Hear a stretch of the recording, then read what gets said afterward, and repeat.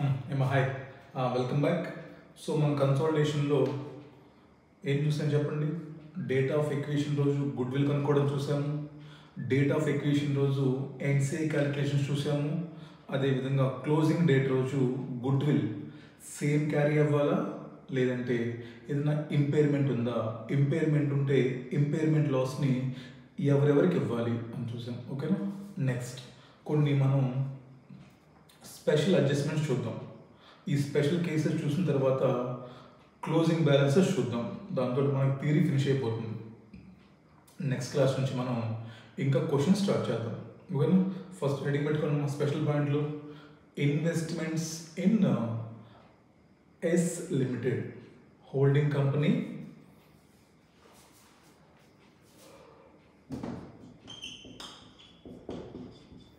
Investments in debentures of S Limited. So మీకు ఇచ్చిన exam క్వశ్చన్లో మా stand alone financial statements of H Limited, అదేవిధంగా stand alone financial statements of S Limited. Stand alone financial statements of H Limitedలో assets వైపు మీకు ఏమిస్తాడు, investments అని చేసి ఇక్కడ ఈక్విటీ షేర్స్ ఇవ్వచ్చు. దేనికోసం వాడుతుంది దీన్ని గుడ్ విల్ కోసం వాడతాం, బికాస్ ఈక్విటీ కాబట్టి. తర్వాత కొన్నిసార్లు మీకు ఇన్వెస్ట్మెంట్స్ ఇన్ డిబెంచర్స్ ఇస్తున్నాడు ఈ మధ్య. అంటే ఏంటి, ఈ కంపెనీ ఇన్వెస్ట్మెంట్స్ ఇన్ డిబెంచర్స్. ఎక్కడ ఉండే డిబెంచర్స్ అంటే లయబిలిటీ సైడ్, లయబిలిటీ సైడ్ ఇదిగోండి ఇక్కడ డిబెంచర్స్ ఉంటాయి. దేంట్లో సబ్సిడీ కంపెనీలో. ఇది అసెట్స్ అంటే ఏంటి, హోల్డింగ్ కంపెనీ సబ్సిడరీ కంపెనీలో డిబెంచర్స్ పర్చేస్ చేశారు. అది ఇన్వెస్ట్మెంట్ ఏమన్నా నాకు. సో ఇండివిజువల్ బ్యాలెన్స్ షీట్లో చూసినప్పుడు హోల్డింగ్ కంపెనీ బ్యాలెన్స్ షీట్లో ఇన్వెస్ట్మెంట్స్ ఇన్ ఎస్ లిమిటెడ్ ఉండొచ్చు. ఇండివిజువల్గా చూసినప్పుడు సబ్సిడీ కంపెనీలో డిబెంచర్స్ ఉండొచ్చు. ఇప్పుడు మనం ఏం చేస్తున్నాం, కన్సాలిడేషన్ అంటే రెండు కలిపేస్తున్నాం.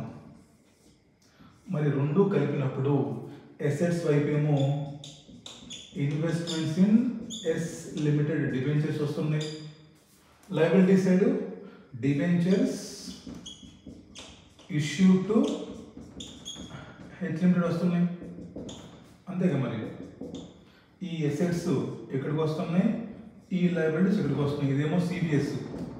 మరి కరెక్ట్. అది ఒకే బ్యాలెన్స్ షీట్లో అంటే ఏంటి, లయబిలిటీ సైడ్ ఏమో డిబెంచర్స్ ఇష్యూడ్ అని వస్తుంది, అసెట్స్ సైడ్ ఏమో ఇన్వెస్ట్మెంట్స్ వస్తుంది. మరి సేమ్ బ్యాలెన్స్ షీట్లో అసెట్స్ వైపు ఏమో ఇన్వెస్ట్మెంట్స్, లయబిలిటీస్ వైపు ఏమో డిబెంచర్స్ అని ఉండకూడదు. కాబట్టి మనం కన్సాలిడేషన్ చేస్తున్నప్పుడు ఈ inter company assets and liabilities ఏవైతే ఉన్నాయో అవి మనం ఎలిమినేట్ చేసేయాలి. అంతేనా. ఈ ఇంటర్ కంపెనీ ఏవైతే ఉన్నాయో అవి మనం ఎలిమినేట్ చేసేయాలి. ఎలా ఎలిమినేట్ చేస్తాం సార్? లయబిలిటీ ఎలిమినేట్ చేయాలంటే డెబిట్ చేస్తాం, ఎసెట్ ఇన్వెస్ట్మెంట్ ఎలిమినేట్ చేయాలంటే క్రెడిట్ చేస్తాం. ఏంటో చెప్తుందమ్మా, ఎలిమినేషన్ జర్నల్ ఎంట్రీ. చెప్పండి. ఇదిగోండి, ఇదేంటి లయబిలిటీయా. మరి ఒక లయబిలిటీ తీసేయాలంటే ఏం చేయాలి, debit. Debentures account debit to ఇదేంటిది ఇన్వెస్ట్మెంట్స్ అంటే అసెట్సేగా. మరి అసెట్ తీసేయాలంటే credit to investments in debentures of S limited. Difference వచ్చింది అనుకోండి, loss should be transfer to P&L account of S limited balance in figure. ఇది ఇంపార్టెంట్ అన్నమాట.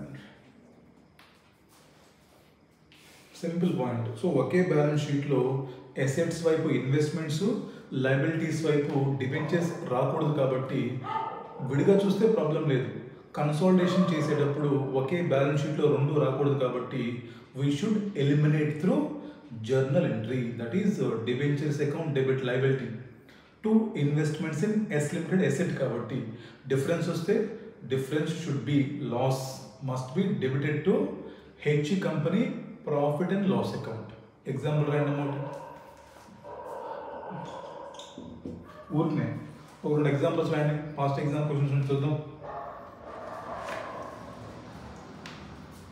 ఏమో రాయండి.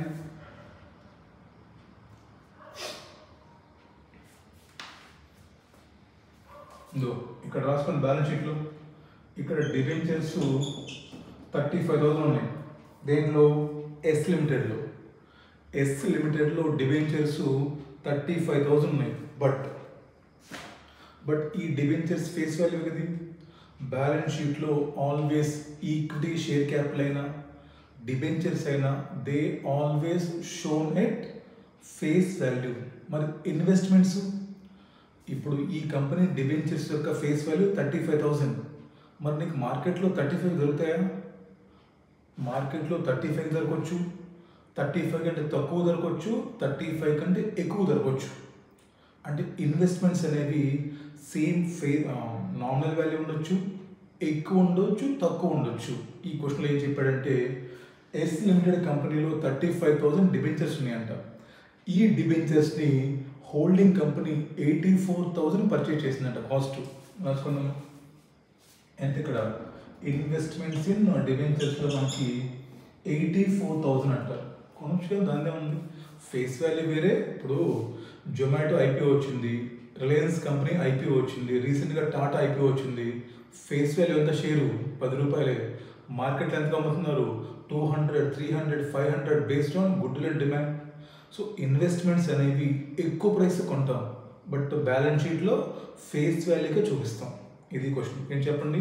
Holding company having debentures in subsea company face value is ఇదిగోండి 35,000 ఇక్కడ ఉంది yes limited balance షీట్లో. బట్ దీన్ని ఎంత పర్చేస్ చేసావంట? 84,000 పర్చేస్ చేసావంట. మరి ఇప్పుడు నువ్వు కన్సాలిడేషన్ చేసేసావంటే ఇదిగోండి ఇక్కడ ఇన్వెస్ట్మెంట్స్ అని 84,000 వస్తున్నాయి, ఇక్కడ డిబెంచర్స్ అని 35,000 వస్తున్నాయి. మరి ఇన్వెస్ట్మెంట్స్ ఇక్కడ చూపించి లయబిలిటీ ఇక్కడ చూపిస్తే రాంగ్ కాబట్టి దీన్ని నువ్వు ఎలిమినేట్ చేయాలి. ఎంట్రీ పాస్ చేయడమ్మా. ఎలిమినేషన్ ఏంటి సార్? డిబెంచర్స్ లయబిలిటీ కాబట్టి డెబిట్. మీరు ఎంట్రీ వేరే రాయండి, నేను లెక్కిస్తాను ఎంట్రీలో. చెప్పండి. సో డిబెంచర్స్ ఎంత? Face value 35,000. ఇన్వెస్ట్మెంట్స్ ఎంత? ఎసెట్ ఇదిగోండి 84,000. డిఫరెన్స్ ఎంత? Loss on cancellation of investment ఎంతమ్మా? 84,000 మైనస్ 49,000 లాస్. ఏం చేస్తాం? ఈ లాస్ని హోల్డింగ్ కంపెనీ P&L అకౌంట్ నుంచి లెస్ చేస్తాం లాస్ని. ఓకే. ఈ ఎగ్జాంపుల్లో మనకి I think November 23 exam question అది. ఏమి ఇచ్చాడు ఎగ్జామ్ క్వశ్చన్లో? 35,000 ఫేస్ వాల్యూ అంటారు, బట్ ఇన్వెస్ట్మెంట్స్ మనం 84,000 కొన్నా ఉంటాం. తీసే no problem. Liability account debit to asset account 35 debit 84 credit. Difference ఏంటి? లాస్. Next example. ఇది మొన్న November 2024 exam question. November 2024 exam question. బయట పెద్ద పెద్ద మేధావులుగా చెప్పుకునే ఫ్యాకల్టీలు, ఇండియస్ గురువులు, 30-40 ఇయర్స్ ఎక్స్పీరియన్స్ అని చెప్పుకునే వాళ్ళు మొత్తం కూడా ఒక రాంగ్ ఆన్సర్ చెప్తున్నారు.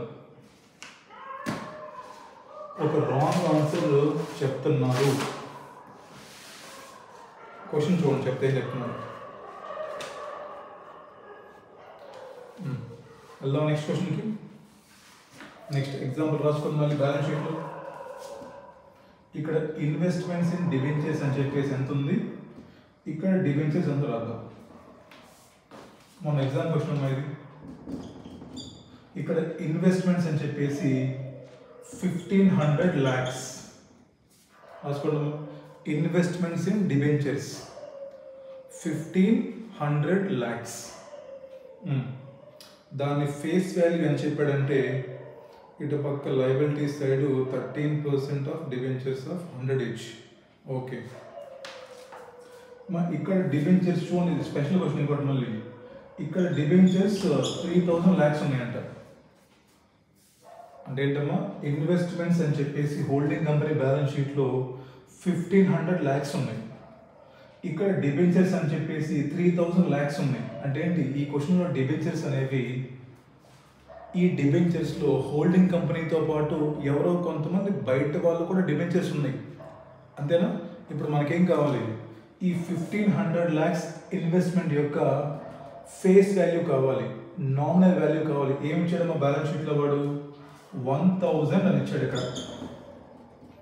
ఇక్కడ ప్రింటింగ్ మిస్టేక్. మన ఎగ్జామ్లో మీరు చూస్తే 1000 డిబెంచర్స్ ఇన్ ఎస్ లిమిటెడ్ అన్నాడు. 1000 డిబెంచర్స్ ఆఫ్ ఎస్ లిమిటెడ్ అన్నాడు. అంటే ఏంటి? ఫేస్ వాల్యూ ఎంత తీసుకోవాలి మనం? 1000 lakhs తీసుకోవాలి ఫేస్ వాల్యూ. అర్థమవుతుందా క్వశ్చన్కి? So investments in debentures of S limited. ఎంత ఇన్వెస్ట్మెంట్ కాస్ట్? 1500 lakhs ఇన్వెస్ట్ చేశారు. దాని ఫేస్ వాల్యూ ఎంత? 1000 lakhs పోయి అక్కడ జస్ట్ వాడు 1000 డిబెంచర్స్ అన్నాడు. ఓకేనా? ఇప్పుడు దీన్ని బయట మీకు ఫ్యాకల్టీస్ ఏం చెప్తున్నారంటే హౌ దే ఆర్ ఎలిమినేటింగ్. అంటే చూడండి ఏం చేస్తున్నారు బయట. వాళ్ళు ఏం చేస్తున్నారంటే రాంగ్ అమ్మాయి వాళ్ళు చెప్పేది బయట. వాళ్ళు ఇన్వెస్ట్మెంట్స్ ఎంత మనకి? 1500 lakh ఇన్వెస్ట్మెంట్. ఎసెట్ తీసేద్దామా అంటే వాళ్ళు ఎసెట్ అకౌంట్ 1500 కరెక్ట్గానే క్రెడిట్ చేస్తున్నారు. బట్ వాళ్ళు డెబిట్ ఏం చేస్తున్నారు? 1000 అంటే 1000 మీన్స్ 1 lakh అని చెప్తున్నారు వాళ్ళు. అంటే ఏం చేస్తున్నారు వాళ్ళు? 1000 డిబెంచర్స్ ఆఫ్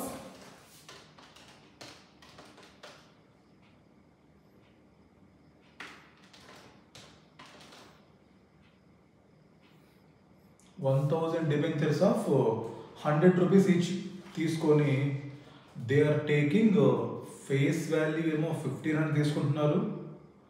అర్థమవుతుందా? ఇదిగోండి ఇన్వెస్ట్మెంట్ ఏమో దే ఆర్ టేకింగ్ కరెక్టే, బట్ మరి ఫేస్ వాల్యూ మీరు ఎలిమినేట్ చేయాలి కదా. క్వశ్చన్ ఏమి వచ్చాడు చూడమ్మా, 1000 డిబెంచర్స్ ఇన్ ఎస్ లిమిటెడ్ అంటున్నాడు. అంటే దాన్ని వాళ్ళు ఏం చేస్తున్నారు? నార్మల్గా ఏం చెప్పకపోతే డిబెంచర్స్ ఎంత ఫేస్ వాల్యూ? 100 రూపీసేనా? ఈ క్వశ్చన్ చాలా ఇంపార్టెంట్. సో క్వశ్చన్లో బ్యాలెన్స్ షీట్ ఆఫ్ హెచ్ లిమిటెడ్లో ఇన్వెస్ట్మెంట్స్ ఇన్ ఎస్ లిమిటెడ్ అని చెప్పేసి 1500 lakhs ఇచ్చాడు. ఆ కింద ఏమి ఇచ్చాడు లైన్లో? 1000 డిబెంచర్స్ అని చెప్పాడు. అంతేనా? బట్ ఏం చేస్తున్నారు బయట? 1500 lakhs ఎసెట్ వాల్యూ తీసేయాలా? ఇది కరెక్టే. వాళ్ళు ఫేస్ వాల్యూ ఏం చేస్తున్నారు? 1000 డిబెంచర్స్ తీసుకొని ఏమీ చెప్పకపోతే డిబెంచర్స్ యొక్క వాల్యూ 100 రూపీస్ అయినా ఫేస్ వాల్యూ. ఏమీ చెప్పకపోతే డిబెంచర్స్ ఫేస్ వాల్యూ అని తీసుకుంటాం 100, షేర్ క్యాపిటల్కి 10 రూపాయలు తీసుకుంటాం. వాళ్ళు ఏం చేస్తున్నారు? ఇప్పుడు 1000 నెంబర్ ఆఫ్ డిబెంచర్స్ తీసుకొని ఇంటూ 100 వేసి ఇక్కడ వీళ్ళు 1 lakh ఫేస్ వాల్యూ తీసుకుంటున్నారు. అంటే లాస్ ఎంత బుక్ చేస్తున్నారు బయట వాళ్ళు? They are booking loss of 1499 lakhs. మీరు కావాలంటే యూట్యూబ్లో వెతుక్కోండి. ఎఫ్ఆర్ November 24 ఎగ్జామ్ సొల్యూషన్ కొడితే వస్తాయి వీడియోలు మీకు, పెద్ద పెద్ద ఫ్యాకల్టీస్ ఇవన్నీ. ఎఫ్ఆర్ November 24 సొల్యూషన్స్ కొట్టండి. మొన్న మీరు రాసిన ఎగ్జామ్కే ఒక్కొక్కరు చెప్తారు మీకు వచ్చి ఇది వాళ్ళు చేస్తున్నారు. ఇదేమన్నా కామన్ సెన్సా? కామన్ సెన్స్ ఉంది అసలుకి? ₹1,00,000 డిబెంచర్లకి 1499 lakh లాసా? 1500 నువ్వు ఇన్వెస్ట్మెంట్ చేసావు అంటే మీనింగ్ ఏంటి? ఇప్పుడు దీని మీనింగ్ ఏంటి చెప్పండి నాకు, తర్వాత చూద్దాం మిగతా అంతా. దీని మీనింగ్ ఏంటమ్మా? ₹1,00,000 నామినల్ వాల్యూ డిబెంచర్స్ నువ్వు ఎంత కొన్నావు? 1500 lakhs కొన్నావా? వాళ్ళు చెప్పింది అంతే ఆన్సర్. మరి ₹1,00,000 ఫేస్ వాల్యూ ఉన్న డిబెంచర్స్ని నువ్వు 1500 lakhs కొన్నావు అంటే ఏం కంపెనీ అసలు? అది ఎన్ని లక్షల ప్రీమియం? 1 lakh డిబెంచరు 1500 lakhs కొన్నామంటే ఎన్ని టైప్స్ ప్రీమియము?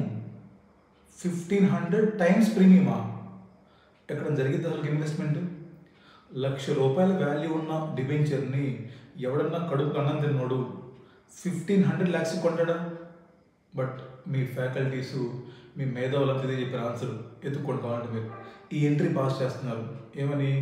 డిబెంచర్స్ ఇన్వెస్ట్మెంట్ ఏమో 1500 lakhs, ఫేస్ వాల్యూ 1 lakh అని తీసుకుంటున్నారు వారు. రాంగ్. అది 1000 డిబెంచర్స్ ఆఫ్ 1000 ఈచ్ అన్న తీసుకోవాలి. అక్కడ అది వాడి కింద మీకు ఇచ్చింది ఏంటంటే 1000 lakhs అది. సో డిబెంచర్ యొక్క ఫేస్ వాల్యూ ఎంతమ్మా? 1000 lakhs. ఇక్కడ మీరు 1000 lakhs తీసుకొని లాస్ అనేది 500 lakhs బుక్ చేయాలి. ఇప్పుడు సెన్స్ ఉంది చూడండి, 1500 lakhs వర్త్ ఉన్న డిబెంచర్స్ని మీరు 1000 lakhs ఫేస్ వాల్యూ, అంతేనా? అంటే ఏంటి, 1000 lakhs నామినల్ వాల్యూని మీరు 1500 lakhsకి ఇన్వెస్ట్మెంట్ చేశారు. ఇది correct assumption. But me faculties ఏం చెప్తున్నారు, 1 lakh తీసుకుంటున్నారు. ఏమన్నా కామన్ సెన్సారా? అంటే ఏంటి, 1 lakh ఉన్న డిబెంచర్ని నువ్వు 1500 lakhs పెట్టుకున్నావా? ఎక్కడ చెప్పండి అది. మరి మీలో చాలామంది మన ఎగ్జామ్ రాశారు, మరి మీరేం తీసుకున్నారో ఒకసారి చెక్ చేసుకోండి. డిబెంచర్ వాల్యూ నవంబర్ 2024లో ప్రింటింగ్ మిస్టేక్ అన్నది, బట్ ప్రింటింగ్ మిస్టేక్ ఉన్నా సరే వెయిట్ ఫర్ ఐసీఎస్ సొల్యూషన్స్ ఇది వస్తాయి సార్. అది కామన్ సెన్స్ కదమ్మా. ₹1,00,000 1500 lakhsకి ఎట్లా కొంటారా? ₹1000 యూ కెన్ బై ఎట్ 1500. ఇది కొంచెం రీజనబుల్గా ఉంది assumption. So we can book loss of 500 రాసుకున్నాం. సింపుల్ క్వశ్చన్స్ ఏముండవు. సో డిబెంచర్స్ ఇన్వెస్ట్ చేశారు, తీసేయాలి. లయబిలిటీ అంటే ఏంటి, ఇదిగో nominal value of debentures. Asset అంటే ఏంటి, ఇన్వెస్ట్మెంట్ కాస్ట్, తీసేయండి, లాస్ బుక్ చేయండి.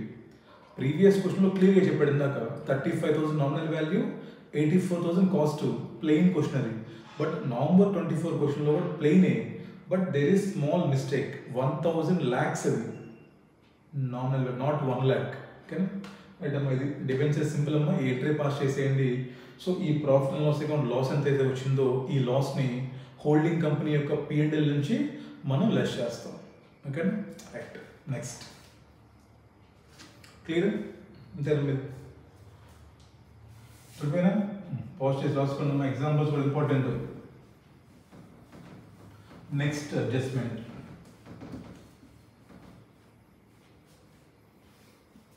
ఎక్కువ మనకు కనిపించే అడ్జస్ట్మెంట్ ఇంకోటి ఏంటంటే datas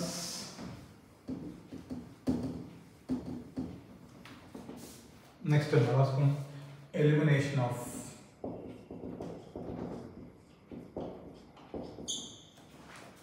debtors, creditors or bills receivables or bills payables. ఇది మనకి ఎక్కువ కనిపిస్తుంది ఎగ్జామ్లో. డెటార్స్ అవ్వచ్చు, క్రెడిటర్స్ అవ్వచ్చు, బిఆర్ అవ్వచ్చు, బీపీ అవ్వచ్చు. సింపుల్ ఎగ్జాంపుల్ రాసుకున్నాం. So holding company balance sheet, ఇదేమో సబ్సీ కంపెనీ బ్యాలెన్స్ షీట్. ఇక్కడ asset side bills receivable from సబ్సీ కంపెనీ ఉంటుంది. ఇక్కడ లయబిలిటీ సైడ్ ఏమో బిల్స్ పేయబుల్ అంటున్నాము. చెప్పండి. ఫర్ ఎగ్జాంపుల్ బిల్స్ రిసీవబుల్ ఏమో 2 lakhs ఉంది, ఇక్కడ కూడా బిల్స్ పేయబుల్ 2 lakhs ఉంది. Bills receivable from S limited, bills payable to H limited. ఇది క్వశ్చన్. మరి చెప్పండి, ఎప్పుడైతే మీరు కన్సాలిడేషన్ చేస్తున్నారో, ఎప్పుడైతే మరి సిబిఎస్ చేస్తున్నారో, ఈ బిల్స్ పేబుల్ ఎక్కడికి వస్తాయి, లయబిలిటీ సైడ్. ఈ బిల్స్ రిసీవబుల్ ఎక్కడికి వస్తాయి. మరి రాంగ్ కదా. ఒకే బ్యాలెన్స్ షీట్లో వాడికి బిల్స్ రిసీవబుల్, వాడికి బిల్స్ పేబుల్ అవుతున్నాయి, అంతేనా కదా. సో తప్పు. కాబట్టి ఇలా సేమ్ బ్యాలెన్స్ షీట్లో బిల్స్ పేబుల్ అవ్వచ్చు, బిల్స్ రిసీవబుల్ అవ్వచ్చు. నెక్స్ట్ ఎగ్జాంపుల్ చూడండి. ఇక్కడ డెటార్స్ 2 lakhs ఉన్నాయి, ఇక్కడ మా క్రెడిటర్స్ 2 lakhs ఉన్నాయి. అంటే ఏంటి, ఇక్కడేమో క్రెడిటర్స్ వస్తుంది, ఇక్కడేమో డెటార్స్ వస్తుంది. రాంగ్గా మరి, వాడికే డెటారు, వాడికే క్రెడిటర్ అయిపోతున్నాం. సో కాబట్టి ఇలాంటి వాటిని మనం ఎలిమినేట్ చేయాలి. ఎలాగా, లయబిలిటీ తీసేయాలంటే డెబిట్, ఎసెట్ అంటే credit. Liability account debit, asset account and eliminate in CBS. Entry ఏంటమ్మా, creditors are bills payable account debit to అంతే కదా, debtors are bills receivable account. Simple. Creditors are bills payable account debit to అంటే ఒక liability తీసేయాలి, debit చేసి, ఒక asset తీసేయాలి, credit చేసి. Simple point. చిన్నప్పుడు చేస్తుంటారు మీరు సిఏ ఇంటర్లో, ఎలిమినేషన్ ఆఫ్ కాంట్రా ఎంట్రీస్ అని. So debtors creditors same balance షీట్లో రాకూడదు కాబట్టి మనం ఎలిమినేట్ చేస్తాం. ఏమో ఒక రెండు స్పెషల్ పాయింట్స్ ఉంటాయి ఇక్కడ. స్పెషల్ పాయింట్స్ ఏంటంటే చూడండి జాగ్రత్తగా. ఈ క్వశ్చన్లో మనం ఓన్లీ బిఆర్ బీబీ చూద్దాం. ఇప్పుడు ఇంకా డేటాస్ సింపుల్ పాయింట్ అన్నమాట. డేటాస్లో ఏం స్పెషల్ పాయింట్స్ ఉందో ఇప్పుడు చూడండి జాగ్రత్తగా. హెచ్ లిమిటెడ్ బ్యాలెన్స్ షీట్లో we had bills receivable of 2 lakhs. Subsi company balance షీట్లో we had bills payable of 2 lakhs. క్వశ్చన్లో ఏం చెప్తాడంటే ఈ బిల్స్ రిసీవబుల్ 2 lakhsలో 50,000 రూపీస్ వర్త్ ఉన్న బిల్స్ రిసీవబుల్స్ని హోల్డింగ్ కంపెనీ బ్యాంక్ తోటి డిస్కౌంట్ చేసుకుందని చెప్తారు. అర్థమవుతుందా? ఈ 2 lakhs వర్త్ ఉన్నటువంటి బిల్స్ రిసీవబుల్స్లో ఫర్ ఎగ్జాంపుల్ సేకమ్మా 50,000 రూపీస్ని బ్యాంక్ తోటి డిస్కౌంట్ చేసింది అని చెప్తారమ్మా. అంటే ఏంటి? Bills receivables discounted with bank. ఏంటో చెప్పండి, గుర్తుంటే చిన్నప్పుడు bank account debit, discount account debit, bills receivables. అంటే ఏంటి? 50,000 రూపీస్ వర్త్ ఉన్నటువంటి బిల్స్ రిసీవబుల్స్ బయటికి వెళ్ళిపోయినాయి. ఎవరి దగ్గరికి వెళ్ళిపోయినాయి? బ్యాంక్ వెళ్ళిపోయినాయి. దాని మీనింగ్ ఏంటి? అవుట్ ఆఫ్ 2 lakhs బిల్స్ రిసీవబుల్స్లో 50,000 రూపీస్ ఇప్పుడు మనం బ్యాంకర్కి పే చేయాలి. అంతేనా? అవుట్ ఆఫ్ 2 lakhs బిల్స్ రిసీవబుల్స్లో లేదా అవుట్ ఆఫ్ 2 lakhs బిల్స్ పేయబుల్స్లో మనం 50,000 రూపీస్ బ్యాంక్ వాడికి పే చేయాలి. మరి విత్ ఇన్ ద గ్రూప్ ఎంత ఉంది మనకి? విత్ ఇన్ ద గ్రూప్ అన్ని ఎలిమినేట్ చేస్తాం మనం. మరి విత్ ఇన్ ద గ్రూప్లో బిల్స్ రిసీవబుల్స్ ఎంత ఉన్నాయి మన దగ్గర? 1,50,000 ఉన్నాయి. మరి రిమైనింగ్ 50,000 రూపీస్ మన దగ్గర లేవు, బయటికి వెళ్ళిపోయినాయి. మరి ఆ బయటికి వెళ్ళిపోయిన బిల్స్ ఎవరికి పే చేయాలి మనం? ఆ బయటికి వెళ్ళిపోయింది బ్యాంకర్కి పే చేయాలి. కాబట్టి మరి బ్యాలెన్స్ షీట్లో ఉన్నటువంటి 1,50,000 బిల్స్ రిసీవబుల్స్ మనం లెస్ చేస్తాం, నాట్ 2 lakhs. చెప్పండి అమ్మా. ఇప్పుడు ఇక్కడ బిఆర్ ఉందా? ఎంట్రీ ఏం పాస్ చేయాలి చెప్పండి. మనం డిస్కౌంట్ చేసుకుంటే for example bank account debit, discount account debit to bills receivables. అంటే ఏంటి? 50,000 రూపీస్ వర్త్ ఉన్న బిల్స్ రిసీవబుల్స్ బయటికి వెళ్ళిపోయాయి. మరి ఇప్పుడు హోల్డింగ్ కంపెనీ బ్యాలెన్స్ షీట్లో ఇంకెంత ఉన్నాయి మన దగ్గర? బిల్స్ రిసీవబుల్స్ 50,000 లెస్ చేస్తే మన దగ్గర ఇంకా 1,50,000 ఉన్నాయి. మరి ఇప్పుడు కాంట్రా ఎంట్రీ ఎంతకు పాస్ చేయాలి మనం? 1,50,000కా 2 lakhsకా? 1,50,000కి మాత్రమే మీరు కాంట్రా ఎంట్రీ పాస్ చేసి 1,50,000 వర్త్ ఉన్న బిల్స్ పేయబుల్ రిమూవ్ చేయండి. మిగతా 50,000 బిల్స్ పేయబుల్స్ మనం ఇప్పుడు బ్యాంక్కి పే చేయాలి. సో అవుట్ సైడర్కి పే చేయాలి కాబట్టి no need to make any contra. అర్థమైందా? ఎంటర్ చెప్పండి మీకు. సో ఏం చేస్తామంటే ఇక్కడ ఎలిమినేషన్కి bills payable account debit to bills ఎంత? 1 lakh. ఇది కూడా ఎగ్జామ్ పాయింట్. ఫర్ ఎగ్జాంపుల్ బ్యాంక్లో మీకు 49,000 వచ్చాయి, డిస్కౌంట్ 1,000 రూపాయలు అనుకోండి. అంటే ఏంటి? 50,000 రూపీస్ ఉన్న బిల్స్ రిసీవబుల్స్ని బయటికి పంపించేసాం. ఇప్పుడు హోల్డింగ్ కంపెనీ బ్యాలెన్స్ ఎంత బిల్స్ రిసీవబుల్స్? 1,50,000. మరి నువ్వు ఎంత ఎలిమినేట్ చేయాలి? 1,50,000 తీసేయి. మరి బిల్స్ పేయబుల్స్ 1,50,000 తీసేసి రిమైనింగ్ 50,000 బ్యాంకర్కి పే చేయాలి. కాబట్టి లయబిలిటీ సైడ్ 50,000 చూపించు, నో ప్రాబ్లం. ఇది ఫస్ట్ స్పెషల్ పాయింట్. అంటే బిల్స్ రిసీవబుల్ ఫస్ట్ ఏం చూసాం మనం? బిల్స్ రిసీవబుల్స్ని ఏం చేయలేదు నువ్వు, సేమ్ ఉన్నాయి, మొత్తం రిమూవ్ చేసి. నెక్స్ట్ పాయింట్, బిల్స్ రిసీవబుల్స్లో కొంత నువ్వు డిస్కౌంట్ చేసుకున్నావు. డిస్కౌంట్ చేసుకుంటే ఎంతైతే గ్రూప్ నుంచి బయటకు వెళ్ళిపోయినాయో అవి నువ్వు కాంట్రా ఎంట్రీ చేయవలసిన పని లేదు. నెక్స్ట్ స్పెషల్ కేస్ మన లేటెస్ట్ ఎగ్జామ్ పాయింట్ అయిపోయిందమ్మా. సో నెక్స్ట్ స్పెషల్ పాయింట్ ఏంటంటే ఇది అయిపోయిందా? దొరికిపోయిందా? ఫస్ట్ పాయింట్ ఏంటి? Bills receivable discounted with bank అయితే ట్రీట్మెంట్ ఏంటి? నెక్స్ట్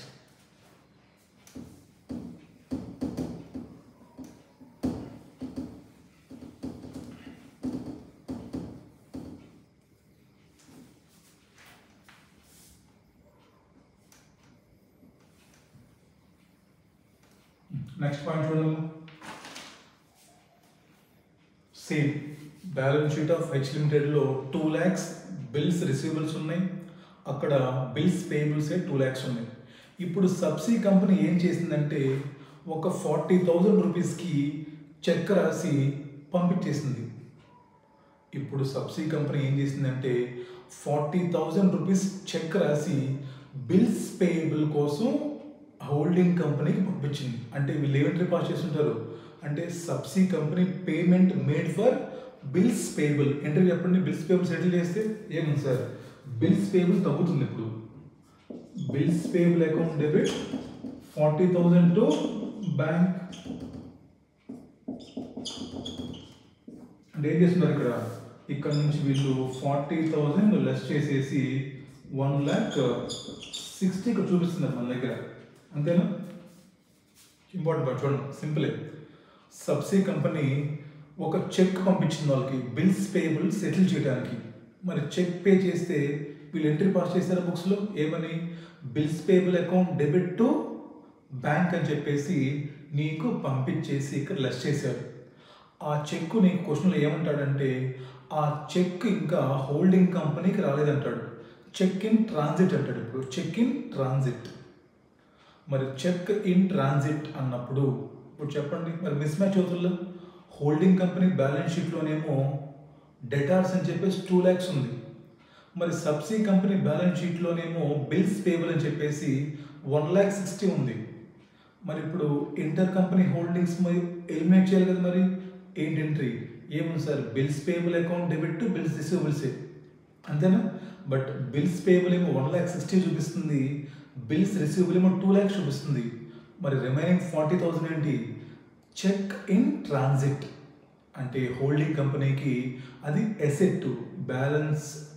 చెక్ ఇన్ ట్రాన్సిట్ అంటే క్యాష్ మనకి రావాలి, వస్తే బ్యాంక్ బ్యాలెన్స్ పెరుగుతుంది కాబట్టి so simply you can recognise one asset, that is cheque in transit account debit 40,000, bills payable account 1,60,000 to bills receivable 2 lakhs. అంటే నువ్వు కాంట్రా మొత్తం చేసే, బట్ ఈ 40,000 రూపీస్ నీకు వస్తే నువ్వు దాన్ని ఎసెట్ కింద బుక్ చేసుకోవచ్చు. కాబట్టి ఏం చేస్తావు, check in transit account debit 40,000, bills payable 1,60,000 to bills receivable. November 24 ఎగ్జామ్ పాయింట్ ఇది. Random entry, contra entry. ఏంటిది కొత్త ఏమొచ్చింది మనకి, చెక్ ఇన్ ట్రాన్సిట్ 40,000. ఎంత బిల్స్ పేయబుల్, ఇంకా bills payable 1,60,000 to bills receivable 2 lakhs. దీన్ని ఏం చేయాలి, బ్యాలెన్స్ షీట్లో సిబిఎస్లో అసెట్ సైడ్ చూపించాలి. చూపించారా మన రాసిన ఎగ్జామ్? చూపించారా? చెక్ చేసుకోండి. November 2024 ఎగ్జామ్ క్వశ్చన్ అది. చూడండి ఏం చెప్పాడు, S limited issued cheque of ₹40 lakhs in favour of H limited as part payment for goods purchased from it in March 2024. The check is yet to be received by H Limited. అంటే ఏంటి, వీళ్ళు ఈ purchase ట్రాన్సాక్షన్కి 40 lakhs cheque issue చేశారంట. అంటే ఏంటి, వీళ్ళు bills payable account debit to cheque అని చెప్పేసి ఈ ఎంట్రీ పాస్ చేశారు కదా. మరి అంటే వీళ్ళ బుక్స్లో బిల్స్ పేయబుల్ 1,60,000 ఉన్నాయి, బట్ వీళ్ళకి ఇంకా చెక్ రాలేదు. చెక్ వచ్చింటే ఎంట్రీ ఏంటి, bank account debit to debtors అని చెప్పేసి ఇక్కడ డెటార్స్ నుంచి మనం కూడా 40,000 లెస్ చేసేవాళ్ళం. ఆటోమేటిక్గా బ్యాంక్ బ్యాలెన్స్ పెరుగుండేది. So bills payable 1,60,000 to debtors bills receivables 1,60,000 less చేసేవాళ్ళం. బట్ ఈ 40,000 రూపీస్ వీళ్ళేమో ఎంట్రీ పాస్ చేశారు, వీళ్ళకి ఇంకా చెక్ రాలేదు. కాబట్టి మన హోల్డింగ్ కంపెనీ బుక్స్ చూస్తున్నాం కాబట్టి ఈ 40,000 రూపీస్ని చెక్ ఇన్ ట్రాన్సిట్ అని చెప్పేసి ఇదిగోండి ఎసెట్ బుక్ చేసుకుంటాము. ఇంకా రిమైనింగ్ ఎంతైతే గ్రూప్లో ఉన్నాయో బిల్స్ పేయబుల్స్ బిల్స్ రిసీవబుల్స్ అవి మీరు ఎలిమినేట్ చేసుకుంటారు. ఇదమ్మా. సో కాంట్రా ఎంట్రీకి సంబంధించి these are the 3 points. Same ఉంటే ఏంటి, తర్వాత బ్యాంక్తో డిస్కౌంట్ చేసుకుంటే ఏంటి, ఇలా చెక్ ఇన్ ట్రాన్సిట్స్ ఉంటే ఏంటి. Okay right. చూడండి ఒకసారి నెక్స్ట్ పాయింట్కి వెళ్ళిపోదాం. ఇంకా నెక్స్ట్ మనకి ఎలిమినేషన్ ఆఫ్ యూఆర్పి చూద్దాం. అది కూడా ఇంపార్టెంట్ అమ్మా. ప్రతి క్వశ్చన్ ఇస్తున్నాడు యూఆర్పి పాయింట్ కూడా. ఈ చిన్న చిన్న పాయింట్సే చాలా important. Right. Right. Next and ఇంకా ఎలిమినేషన్ ఆఫ్ యూఆర్పి.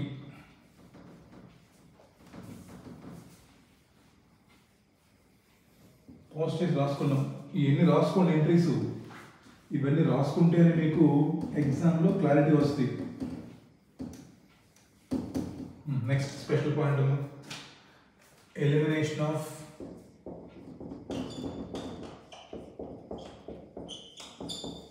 యూఆర్పి. ఇక్కడ మనకి 2 టైప్స్ ఆఫ్ ట్రాన్సాక్షన్స్ ఉంటాయి. ఒకటేమో అప్ స్ట్రీమ్ ట్రాన్సాక్షన్స్, ఇంకోటేమో down stream transactions.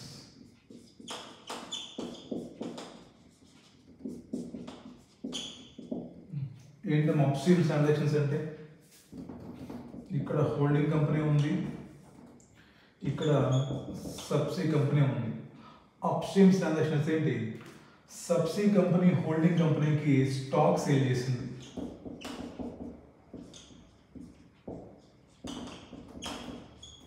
Down stream అంటే హోల్డింగ్ కంపెనీ సబ్సీకి సేల్ చేసింది. ఇది ఆల్రెడీ చెప్పాను మీకు నేను అసోసియేట్ ఎక్కడ. డౌన్ స్ట్రీమ్ అంటే ఏంటి? ఇది వేరే మార్క్ ఇలా వెళ్తుంది. H limited sold goods to అంతే. ఇదేదో మా చిన్నప్పటి నుంచి చేసే ఉంటారు మీరు. ఏంటి చెప్పండి అది?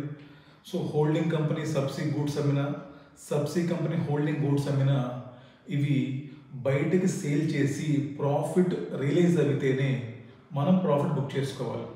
బట్ కన్సాలిడేషన్ చేసే రోజు ఈ ఇంటర్ కంపెనీ ట్రాన్సాక్షన్లో ఏదన్నా స్టాక్ కానీ మిగిలిపోయి ఉంటే ఆ స్టాక్ ఇంకా సేల్ అవ్వలేదు కాబట్టి మరి సేల్ అవ్వని గూడ్స్ మీద ప్రాఫిట్ మనం బుక్ చేయకూడదు. కాబట్టి ఆ ప్రాఫిట్ మీరు ఎలిమినేట్ చేయాలి. అదే ఫర్ ఎగ్జాంపుల్ అమ్మా, మీరు హోల్డింగ్ కంపెనీ సపరేట్గా చూస్తున్నారు, సబ్సీ కంపెనీ సపరేట్గా చూస్తున్నారు. అసలు గొడవ లేదుగా మనకి. హోల్డింగ్ కంపెనీ సపరేట్గా చూసుకున్నప్పుడు వాళ్ళు ఎంతైనా బుక్ చేసుకోవచ్చు ప్రాఫిట్. ఆ గూడ్స్ వాళ్ళ తర్వాత అమ్ముకుంటారు, నో ప్రాబ్లం. సబ్సీ కంపెనీ సేల్స్ బుక్ చేసుకోవచ్చు, నో ప్రాబ్లం. బట్ ఎప్పుడైతే మీరు కలిపి చూస్తున్నారో మరి వీడికి గూడ్స్ అమ్మాడు, ఇవి బయట వాళ్ళకి అమ్మలేదు, విత్ ఇన్ ద గ్రూప్ ఉన్నాయి. మరి విత్ ఇన్ ద గ్రూప్లో ఉన్నప్పుడు మీరు దాని మీద ప్రాఫిట్ బుక్ చేయకూడదు. మీరు ఆ అన్రియలైజ్డ్ ప్రాఫిట్ ఎంతైతే ఉందో ఆ అన్రియలైజ్డ్ ప్రాఫిట్ని మీరు ఎలిమినేట్ చేయాలి. సింపుల్ పాయింట్ చెప్తాను చూడండి. ఎలిమినేట్ చేయాలంటే ప్రాఫిట్ ఎక్కడైతే ఉందో దాన్ని మీరు ఎలిమినేట్ చేయండి. ఎక్కడ ఉంది ప్రాఫిట్? ప్రాఫిట్ అండ్ లాస్ అకౌంట్లో ఉంటుంది. ఎవరైతే గూడ్స్ అమ్ముతారో వాళ్ళ P&L అకౌంట్లో ప్రాఫిట్ బుక్ చేసి ఉంటాం, అక్కడ లెస్ చేయండి. సెకండ్ ఇంపాక్ట్ ఎక్కడ? ఇన్వెంటరీస్లో కూడా స్టాక్ ఉంది కాబట్టి ఇన్వెంటరీస్ రిమూవ్ చేసేయండి. చెప్పండి అమ్మా. In case of upstream ఎవరెవరు గూడ్స్ అమ్మారు? Sir subsi company holding goods అమ్మింది. ఎవరు ప్రాఫిట్ బుక్ చేశారు? సార్ ప్రాఫిట్ బుక్ చేసింది ఎవరు? సార్ ప్రాఫిట్ బుక్ చేసింది సబ్సీ కంపెనీ. మరి ఎక్కడుంది ప్రాఫిట్? సబ్సీ కంపెనీ యొక్క P&L అకౌంట్లో ప్రాఫిట్ ఉంది. ఏం చేస్తాం? ఇందాక మనం కనుక్కుంటాం స్టార్టింగ్లో ప్రీ పోస్ట్ అని చెప్పేసి. So always stock reserve elimination ఎప్పుడు కూడా మీరు పోస్ట్ ఎక్విజిషన్ ప్రాఫిట్ లెస్ చేయాలి. ఎలాగైతే మీరు అడిషనల్ డిప్రిషియేషన్ లెస్ చేశారో గుర్తుంటే మీకు, ఎలాగైతే మీరు 6 months ఎక్వైర్ చేసిన తర్వాత అడిషనల్ డిప్రిషియేషన్ లెస్ చేశారో అలాగే ఒకవేళ సబ్సీ కంపెనీ కానీ హోల్డింగ్ కంపెనీ గూడ్స్ అమ్మి ఆ గూడ్స్లో ఏమన్నా మిగిలిపోయి ఉంటే మరి ప్రాఫిట్లో బుక్ అయింది కదా. So simply deduct from post acquisition profits of S limited. ఇంతకు మించి మీరు ఎక్కువ డెప్త్కి వెళ్ళకండి, అక్కడ ఏమీ లేదు. సబ్సీ కంపెనీ హోల్డింగ్ గూడ్స్ అమ్మింది, దీంట్లో కొన్ని గూడ్స్ మిగిలిపోయినాయి. మరి సబ్సీ కంపెనీ సేల్ చేసినప్పుడు ప్రాఫిట్ బుక్ చేసింది, ఆ గూడ్స్ ఏం బయటకు అమ్మలేదు. మరి సేల్ కాని గూడ్స్ మీద ప్రాఫిట్ మీరు గ్రూప్లో బుక్ చేయకూడదు కాబట్టి ఇప్పుడు ఈ ప్రాఫిట్ మీరు లెస్ చేయండి. ఎక్కడి నుంచి? Post acquisition profit of S limited నుంచి. అంటే ఏంటి? అప్ స్ట్రీమ్ అంటే కింద నుంచి పైకి వెళ్ళి ఎవడు సేల్ చేశాడు? ఎస్. ఎవడు ప్రాఫిట్ బుక్ చేశాడు? S. So simply remove from post acquisition profits of S limited. Entry చెప్పండి అమ్మా. P&L account of S Limited to second impact ఏంటి, సిబిఎస్లో ఉన్న ఇన్వెంటరీస్లో లెస్ చేసేయండి. ఇన్వెంటరీస్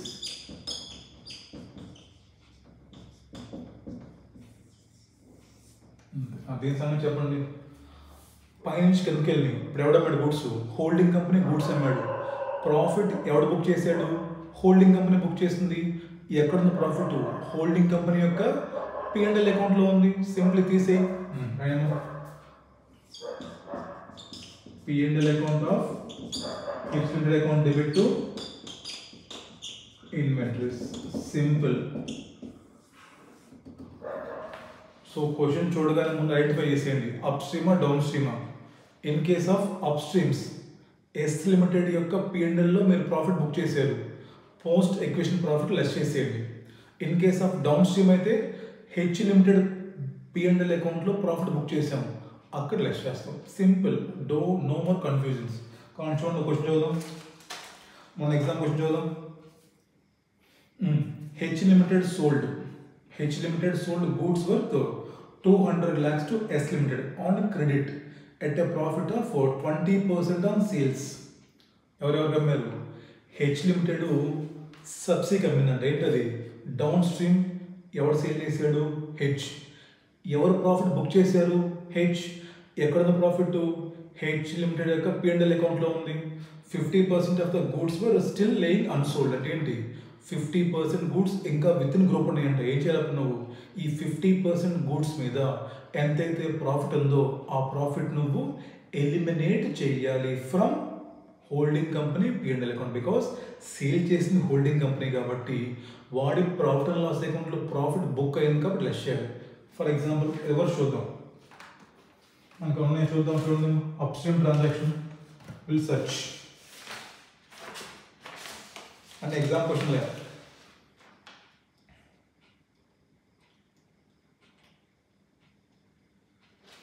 ఇక్కడ లేదు. నవంబర్ 20 క్వశ్చన్ చూద్దాం. చూడండి, during the financial year 22-23 hammer limited purchase goods from sleek limited. అంటే H limited purchase goods from S limited. ఎవరు సేల్ చేశారు, ఎస్ లిమిటెడ్ సేల్ చేసింది, హెచ్ పర్చేస్ చేసింది. అంటే ఏంటి, అప్ స్ట్రీమ్. ఎక్కడుంది ప్రాఫిట్, సబ్సిడీ కంపెనీ P&Lలో ఉంది. చూడండి, 25,000 ఎట్ సేల్ ప్రైస్ ఆఫ్ 30,000 అంటమ్మా. 25,000 కాస్ట్కి 30కి అమ్మారంట.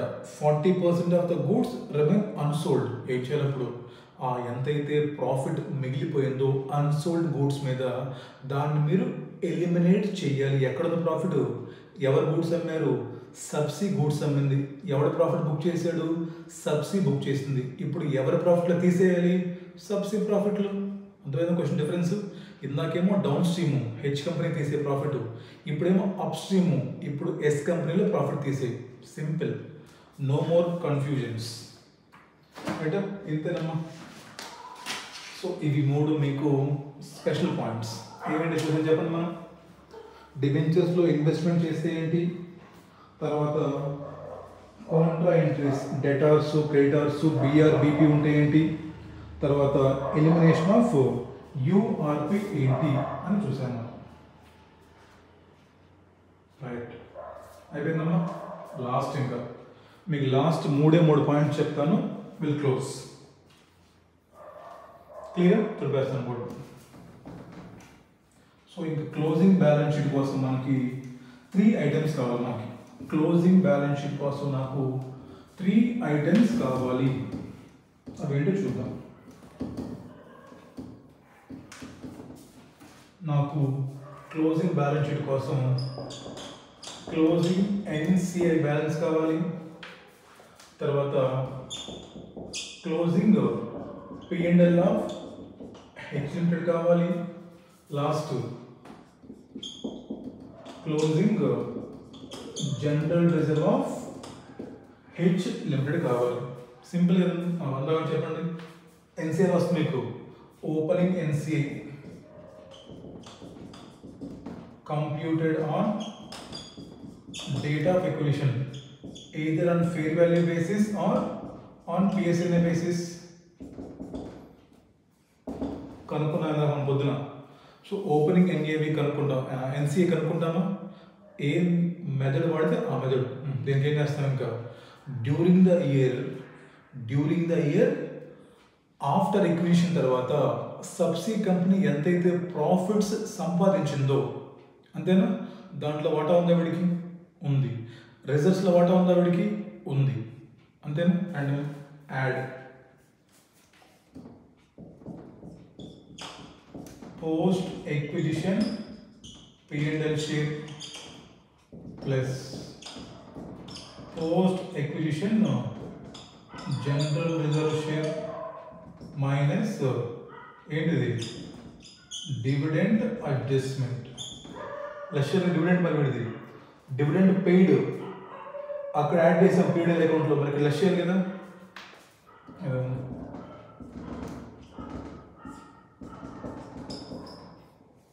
నెక్స్ట్ క్లోజింగ్ జిఆర్ చెప్పండి.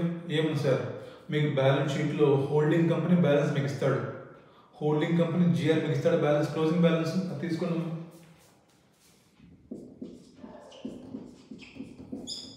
Balance given in H limited plus given చేస్తాం post acquisition జిఆర్లో share.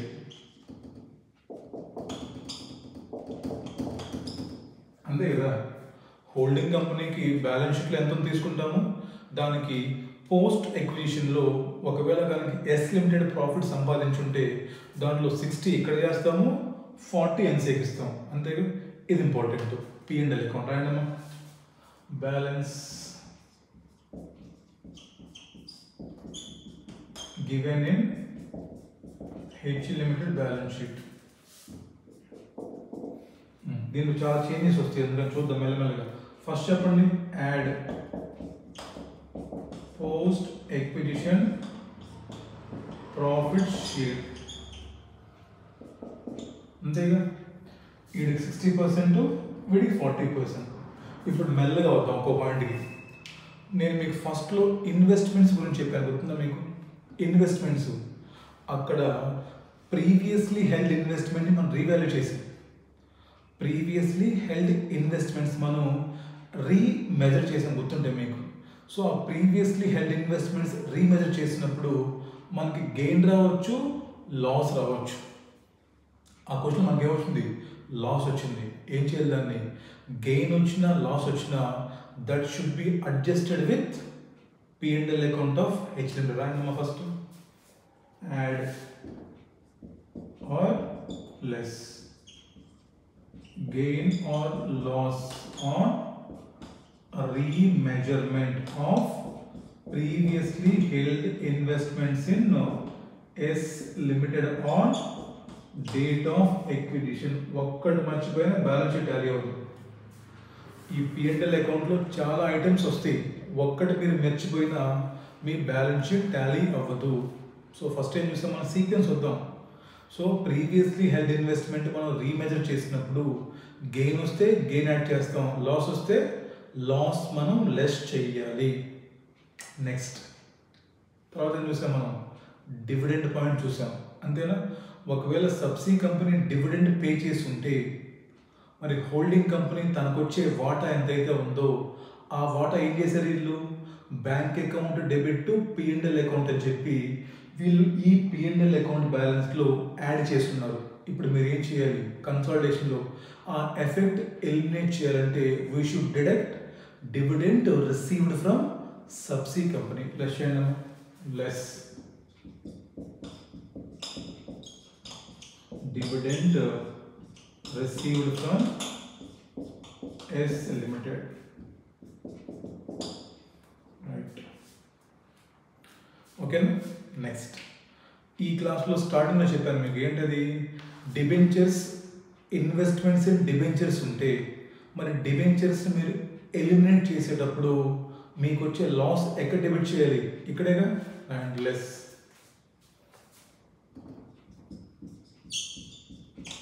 Loss on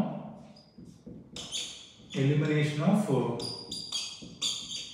investments in debentures of S Limited. Last point ఇంకా ఇప్పుడే చెప్పాను మీకు ఏంటది యూఆర్పి. ఏ స్ట్రీము? Down stream. పైనుంచి కిందకి గూడ్స్ అమ్మినప్పుడు ఎవరు ప్రాఫిట్ బుక్ చేశారు? హోల్డింగేనా? మరి హోల్డింగ్ కంపెనీ ప్రాఫిట్ బుక్ చేస్తే మరి కన్సాలిడేషన్ చేస్తున్నప్పుడు ప్రాఫిట్ తీసారు కదా. ఎక్కడ ప్రాఫిట్? ఇదిగో ఈ బ్యాలెన్స్ ఆన్ ప్రాఫిట్ ప్లస్ చేయాలి. ప్లస్ చేయడం URP on down stream transactions.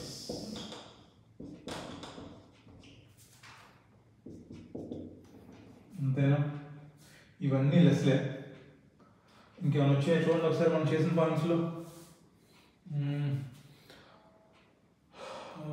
ఫస్ట్లో మనం చేసాము ఫెయిర్ వాల్యూ మెజర్మెంట్స్ అంతా pre acquisition, additional depreciation S limited less చేసాము, డివిడెంట్ లెస్ చేసాము. తర్వాత బోనస్తో సంబంధం లేదు, ఇగ్నోర్ చేస్తాం బోనస్ని. తర్వాత మనం చూసిన గుడ్విల్ పాయింట్స్లో చూసారా, మర్చిపోతున్నాం. అయ్యయ్యో, ఐ కంప్లీట్లీ ఫర్గెట్. ఏంటది? Impairment loss on goodwill. Impairment loss on goodwill ఏం చెప్పాం మనం? In case of PSNA method 100% impairment loss given to holding company. ఎక్కడ హోల్డింగ్ కంపెనీ పేడ లేకుండా ఇదేగా మరి లెస్ చేయాలిగా మరి. Less. Oh my god. Impairment loss on goodwill. అదే ఫెయిర్ వాల్యూ మెథడ్ అంటే అది ఫుల్ వాల్యూ గుడ్విల్ కాబట్టి ఈ గుడ్విల్ని ఇద్దరికి పంచాలా. అప్పుడు ఏం చేస్తాం ఎన్సిఏలో? మరి ఎన్సిఐలో కూడా మీరు ఏమో ఇక్కడ less impairment loss on goodwill less చేయాలి మరి. చూసారా, చిన్న పాయింట్ మర్చిపోయిన మనకి గోవింద. అందుకే నేను సీక్వెన్స్ వస్తున్నాను. ఫస్ట్ క్లాస్ ఏం చెప్పాను, సెకండ్ క్లాస్ ఏం చెప్పాను, థర్డ్ క్లాస్ గుడ్విల్ చెప్పాను. అలా చెక్ చేసుకుంటూ వస్తున్నాను మీకోసమే. అంతేనా? సో ఇవన్నీ మీరు లెస్ చేస్తే ఇక్కడ మీకు వచ్చే క్లోజింగ్ బ్యాలెన్స్ని తీసుకెళ్ళి this is closing CPL consolidated PL account. ఈ బ్యాలెన్స్ని తీసుకెళ్ళి మీరు బ్యాలెన్స్ షీట్లో అదర్ ఈక్విటీలో చూపించాలి. చూడండి ఎన్ని పాయింట్స్ ఉన్నాయో. ఒక్క పాయింట్ మిస్ చేసినా క్వశ్చన్ మీకు మ్యాచ్ అవ్వదు. మోస్ట్ ఇంపార్టెంట్ అమ్మా. చూడండి, ఇది బాగా ఇంపార్టెంట్. పిఎల్ అకౌంట్ క్వశ్చన్లో మీకు ఇచ్చిన ఓపెనింగ్ బ్యాలెన్స్ ఆ క్లోజింగ్ బ్యాలెన్స్, దానికి మీరు ఇవన్నీ అడ్జస్ట్ చేయాలి. First post acquisition profits of S లిమిటెడ్లో నాకు ఎంత వాటా వచ్చింది. తర్వాత డిబెంచర్స్ ఇన్వెస్ట్ చేస్తే రీమెజర్ చేస్తున్నాం, లాస్ లెస్ చేయండి. డివిడెండ్ రిసీవ్డ్ లెస్ చేయండి. Next loss on elimination of investments in debentures. అంతేనా? ఇదేంటిది? Loss on remeasurement of previous held investment step ఎక్విజిషన్లో. తర్వాత యూఆర్పి. తర్వాత ఇంపైర్మెంట్ లాస్ ఆన్ గుడ్విల్. ఇవన్నీ మీకు గుర్తుండాలి. ఎప్పుడు గుర్తుంటాయి? నేను చెప్పిన పాయింట్ని 1కి 10 సార్లు చదవాలి, 1కి 4 సార్లు చేతితో రాయాలి. అప్పుడు మీకు గుర్తు ఉంటాయి. లేదంటే ఇది మొత్తం మర్చిపోతారు మీరు. ఈ ఫార్మాట్ మొత్తం ఇదిగోండి. ఈ పాయింట్స్ అన్నీ మీకు నవంబర్ 23 ఎగ్జామ్ క్వశ్చన్లో వచ్చినాయి. నవంబర్ 24లో కూడా కొన్ని పాయింట్స్ వచ్చాయి, ఇంపైర్మెంట్ లాస్ పాయింట్స్. సో మీరు ఏది మర్చిపోకూడదు, మీకు మొత్తం బ్రెయిన్లో ఉండాలి. మాకు clear? So this is all about consolidation theory అమ్మ. ఇంకేమన్నా చెప్పండి. ఇంకా బ్యాలెన్స్ షీట్ ఫార్మాట్ అంటారా? క్వశ్చన్లో ఏదైతే బ్యాలెన్స్ షీట్ మనకి ఇస్తాడో సేమ్ ఫార్మాట్ వేస్తాం. నోట్స్ టు అకౌంట్స్లో 2 ఉంటాయి. Statement of changes in equity, statement of changes in other equity. చాలా సింపుల్ అమ్మా. Opening, changes, closing balance. అది నేను క్వశ్చన్ చేసినప్పుడు మీకు సింపుల్ ఫార్మాట్ వేస్తాను, అయిపోతుంది. రైట్ అమ్మా. So this is all about consolidation theory.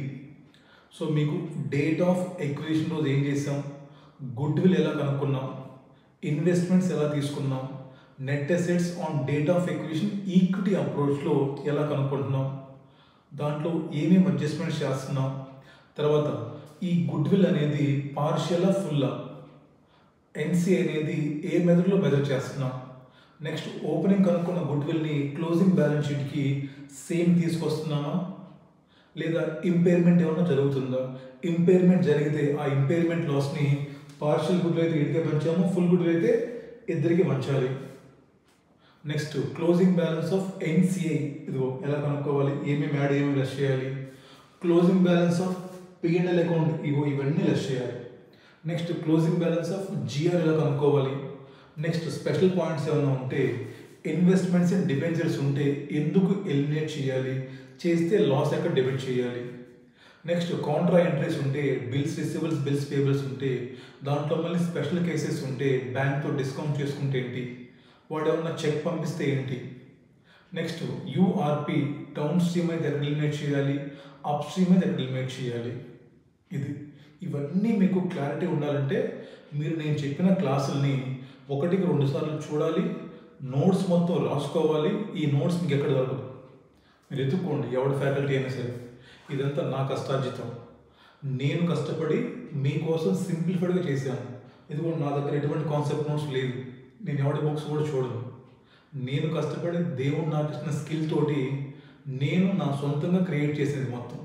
ఎప్పుడైతే మీకు ఇది మొత్తం క్లారిటీ ఉంటుందో క్వశ్చన్ చేయడం అయిపోతుంది. చూద్దాం నెక్స్ట్ క్లాస్ క్వశ్చన్స్ ఏ మనకి మీరే చూస్తారు ఎంత సింపుల్గా మనం క్వశ్చన్స్ సాల్వ్ చేస్తున్నాము. మీరు క్వశ్చన్స్ సాల్వ్ చేయాలంటే కాన్సెప్చువల్ నాలెడ్జ్ లేకుండా ఈ 4-5 క్లాసులు పెట్టాను నేను. ఈ 4 to 5 క్లాసెస్ మీరు చదవకుండా నోట్స్ రాయకుండా దయచేసి క్వశ్చన్ చేయమాకండి, వేస్ట్ ఆఫ్ టైం. మీకు రావు క్వశ్చన్ చేయటం. ఓకేనా, నెక్స్ట్ క్లాస్ నుంచి మనం ఎగ్జామ్ క్వశ్చన్స్ అన్నీ చేద్దాం.